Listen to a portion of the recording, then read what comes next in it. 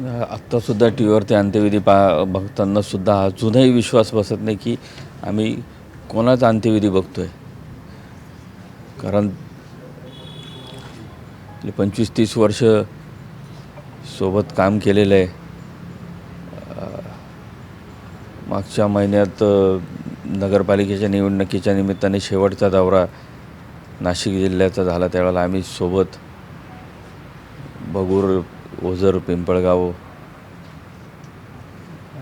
आणि रात्री जेवण करून दादा निघाले. त्यांचा तो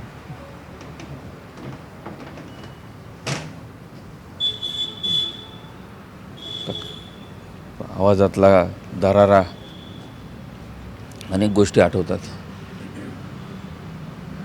कामाची पर्टिक्युलर आता काम वेळेत कसं झालं पाहिजे, काय झालं पाहिजे, खूप खूप गोष्टी आहे.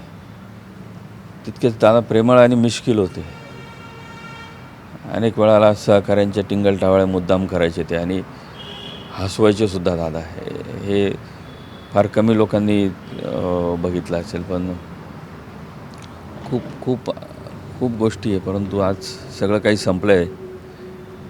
महाराष्ट्रासाठी संपलं. राष्ट्रवादी काँग्रेस पक्ष तर सगळे कार्यकर्ते आम्ही इथे या ठिकाणी पोरके झालेलो आहे. कोणाकडे बघायचं आता?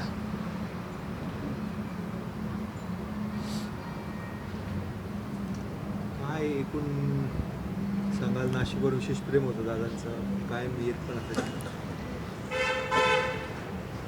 नाशिकवरती दादांचं विशेष प्रेम होतं आणि नाशिककरांचं सुद्धा दादांवर प्रेम होतं. म्हणून सगळ्यात जास्त आमदार नाशिककरांनी त्या ठिकाणी दिले. आणि प्रत्येक वेळेला आल्यानंतर प्रत्येक नाशिकच्या माणसाला आपुलकीने दादा विचारायचे, प्रश्न विचारायचे.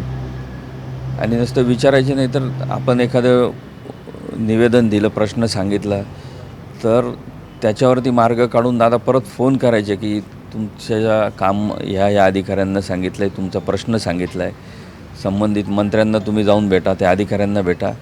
आणि काम झालं की नाही त्याचा दादा स्वतः फॉलोअप घ्यायचे. आपण एखादे एवढे मोठे दादा असताना आपण त्यांना एखादं काम सांगितलं आणि ते काम झालं की नाही त्याचा फॉलोअप दादाच स्वतः घ्यायचे. हे असा नेता होणे नाही.